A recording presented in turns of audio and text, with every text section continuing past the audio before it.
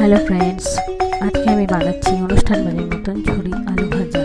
এর জন্য নিয়েছি আমি কয়েকটা আলু খোসা ছাড়িয়ে নিলাম।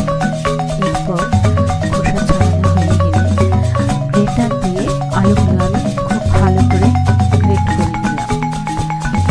বেশ সুন্দরভাবে গ্রেট হয়ে গেলে আমি একটি পাত্রে জল নিয়ে গ্রেট করা আলুগুলো ভিজিয়ে রাখলাম 8 ঘন্টার মতো। 8 ঘন্টা পর আমি আলুগুলো ঝুড়িতে তুলে জল ঝরিয়ে নিলাম।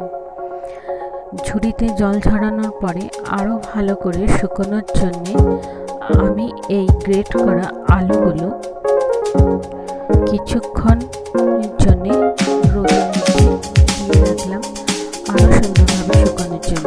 15 রোদ্রে রাখার পরে আমি বাড়ির গাছের কারিয়া পাতা বেশ কয়েকটি তুলে নিলাম।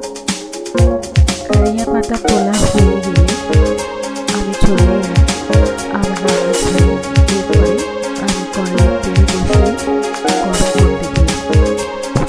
তেল গরম হয়ে গেলে গ্রেট করা আলুগুলো আমি একটু করে কড়াই ছাড়তে লাগলাম। এখন আমি নুন দেব না, নুন দিলে ধরে যেতে পারে। আলুগুলো সুন্দরভাবে ভাজা হয়ে গেলে একটি পাত্রের মধ্যে আমি ধীরে ধীরে তুলে রাখলাম। এই আলুগুলো ভাজা হয়ে গেছে আমার সুন্দরভাবে।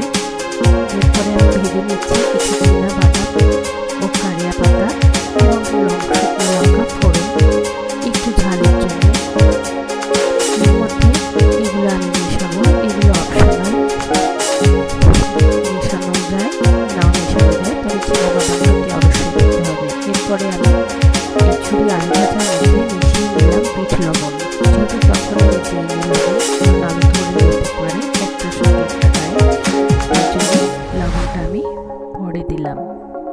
বিট লবণ দিয়ে আমি এই আলু ভাজাগুলোর মধ্যে ভালোভাবে মিশিয়ে নিলাম।